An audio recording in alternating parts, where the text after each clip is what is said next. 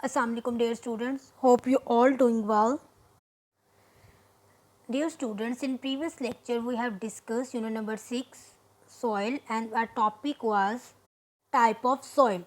हमने soil की 2 type discuss की थी, sand and silt. आज हम इसी टॉपिक को आगे कंटिन्यू करेंगे और सॉइल की थर्ड टाइप को डिस्कस करेंगे, that is clay. Clay is very fine soil. जो क्ले है वो बहुत ही एक फाइन मतलब एक बिल्कुल बहुत अच्छे से पाउडर फॉर्म के अंदर ये सॉइल होती है.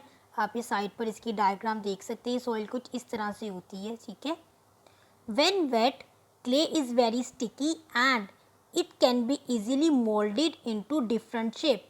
अगर आप इस क्ले को गीला करें तो ये बहुत ही स्टिकी हो जाती है, यानी कि इसके पार्टिकल्स आपस में चिपक जाते हैं और फिर आप इसको किसी भी शेप के अंदर मोल्ड कर सकते हैं. इससे कोई भी शेप बना सकते हैं, चाहे वो एक स्क्वायर बना लें, एक बाउल बना लें, ठीक है, या डिफरेंट छोटी छोटी जो चीज़ें बना लें. अक्सर इस क्ले को स्टूडेंट्स अपने आर्ट वर्क के लिए यूज़ करते हैं. दिस इज़ बिकॉज, और इसकी वजह ये है, wait clay can hold is shape after drawing. इसका एक रीज़न ये है कि इसके जो पार्टिकल्स होते हैं वो वाटर को होल्ड कर लेते हैं और जब ये ड्राई भी हो जाती है तब भी जो इससे बनाई हुई शेप है वो चेंज नहीं होती. The spaces between clay particles are very tiny. Clay particles के दरमियान जो जगह होती है वो बहुत कम होती है. Plants roots can not push through them and air can not get in. अब वो जगह इतनी कम है कि उसमें से इवन के प्लांट्स के रूट भी नहीं गुजर पाते और ना ही उसमें से हवा पास हो सकती है. Since most bacteria and insect need oxygen to breathe, they cannot live in clay. अब क्योंकि उसमें से जो है वो रूट्स पास नहीं हो रहे, हवा भी पास नहीं हो रही, तो ऐसे एनिमल जो कि सॉइल में रहते हैं उसी में ऑक्सीजन लेते हैं, तो वो ऐसे जो है सॉइल के अंदर जो है वो नहीं रह सकते क्योंकि उन्हें ऑक्सीजन नहीं मिलेगी और वो सर्वाइव नहीं कर सकेंगे.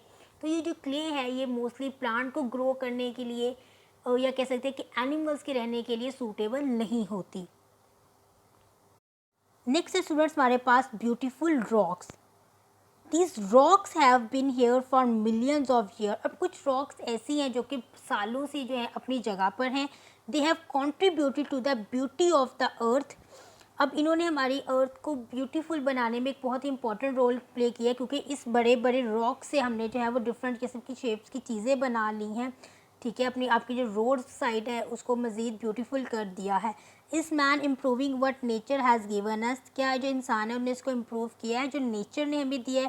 तो अपने स्टूडेंट अपने साइड पे देखिए, ये आपकी इसी पेज नंबर 57 पे साइड पे एक डायग्राम है जिसमें उन्होंने बड़े से रॉक्स को दिखाया गया है. इस रॉक से जो है हमने रोड के ऊपर एक कवर सा बना लिया और इसके अंडर से जो है जैसे कि अंडरपास वगैरह होते हैं ये बिल्कुल कुछ ऐसी ही लुक दे रहा है, ठीक है. और इसमें से जो व्हीकल वगैरह इसके नीचे से पास करती है, इससे जो ब्यूटी है वो और इंक्रीज़ हो गई है. स्टूडेंट पेज नंबर 57 के सेंटर में एक छोटी सी इन्फॉर्मेशन है अबाउट फ्लड, ठीक है. हम इसको थोड़ा सा डिस्कस कर लेते हैं. In July 2010, heavy monsoon rain caused massive flooding in Pakistan that affect almost all of the country. यानी कि वो बात करें 2010 की, इनके 10 ईयर बैक पाकिस्तान में मानसून बारिशों की वजह से जो है वो सैलाब आया था और इसने पाकिस्तान के बहुत से एरिया को इफ़ेक्ट किया था, ठीक है.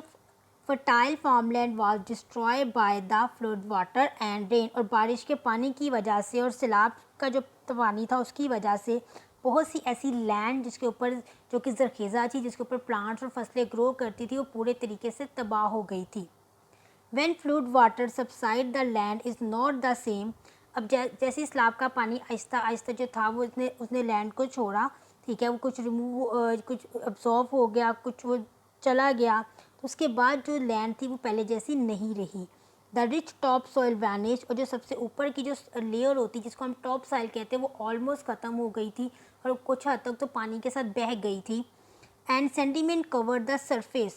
और सेडिमेंट्स ने जो आपकी सरफेस उसको कवर कर लिया था, यानी कि जो जो रॉक के छोटे छोटे पीसीस रिवर के वाटर के साथ आए थे उसने पूरी अर्थ सरफेस को कवर कर लिया था.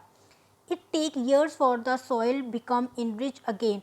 और सॉइल को फिर से जो है उसमें न्यूट्रिशंस आने में, उसमें ऐसी चीज़ें आने में जो प्लांट की ग्रोथ के लिए इंपॉर्टेंट है, बहुत साल लग गए थे. तो स्टूडेंट्स ये फ्लड को लेकर इसको लेकर एक छोटी सी इन्फॉर्मेशन थी। स्टूडेंट्स एक छोटी सी और इन्फॉर्मेशन है आपकी बुक के पेज नंबर 55 पर, ठीक है। और एक उन्होंने एक दो इम्पॉर्टेंट बात कही है, मैं उसको डिस्कस कर लेती हूँ। There is no soil on Mars and Venus. वो कहती हैं ये दो प्लैनेट्स के नेम है मार्स एंड वीनस, इनके ऊपर सोइल नहीं है। How is this so when both planets have plenty of rock. तो फिर ऐसे हाउ इज़ दिस, कैसे है कि अगर दोनों प्लैनेट्स के ऊपर बहुत ज़्यादा रॉक्स हों, what is missing is life. तो उसमें क्या मिसिंग है, क्या चीज़ नहीं है, लाइफ नहीं है। अब कुछ रीज़न चेक कर लेते हैं। देयर आर नो बैक्टीरिया और फंजाई टू मेक ह्यूमस, क्योंकि वहाँ पर कोई बैक्टीरिया और ह्यूमस फंजाई नहीं है जो कि ह्यूमस को बना सके। एक्चुअली ह्यूमस बनता कैसे है, ये डेड प्लांट और एनिमल से बनता है, क्योंकि वहाँ पर लाइफ नहीं है, कोई वेस्ट मटेरियल नहीं है, उनकी डेथ, एनिमल्स और प्लांट्स की डेथ नहीं होगी तो उससे ह्यूमस भी नहीं बनेगा, और ना ही बैक्टीरिया और फंजाई उसको डीकम्पोज कर सकेंगे। एंड नो रैबिट और earthworm to loosen the top soil, और ना ही उसमें जो है वो रैबिट्स और अर्थवॉर्म है जो कि टॉप सॉइल में रह सकें, उससे फ़ायदा ले सकें, ठीक है, और इसको यूज़ कर सकें। स्टूडेंट्स ये था हमारा यूनिट नंबर 6। इसी के साथ हमारा यूनिट नंबर 6 जो है वो क्लोज़ होता है। अब हम आज कुछ वर्कबुक का काम देख लेते हैं। स्टूडेंट वर्कबुक में हमने यूनिट नंबर 6 का आज क्वेश्चन नंबर 4 करना है, जो कि आपके पेज नंबर 11 पर है। हम क्वेश्चन को एक बार रीड करते हैं। How do small animals improve the soil. कहते हैं कि ये छोटे एनिमल्स हैं वो कैसे सॉइल को मज़ीद बेहतर करते हैं। Smaller animals such as rats, earthworm, ants and slug also live in the soil. ठीक है, ये स्टूडेंट हम पहले भी चीज़ टॉपिक जो है वो पढ़ चुके हैं, उसी से ये हमारा आंसर है कि ये सब जो एनिमल्स हैं वो सॉइल में रहते हैं। These animal help to aerate the soil while their waste enriches the soil. ये जो एनिमल्स हैं ये सॉइल में जो है वो एयर लेकर आते हैं और एयर में ऑक्सीजन होती है, जबकि इनका वेस्ट है जो सॉइल को मज़ीद न्यूट्रिशन प्रोवाइड करता है। स्टूडेंट्स इस क्वेश्चन नंबर 4 को आपने अपनी वर्कबुक पे नोट डाउन करना है, इसको अच्छे से लर्न करना है। जो रिमेनिंग हमारा ऑब्जेक्टिव वर्क रहेगा इंशाल्लाह वो हम नेक्स्ट लेक्चर में कंटिन्यू करेंगे। Thank you.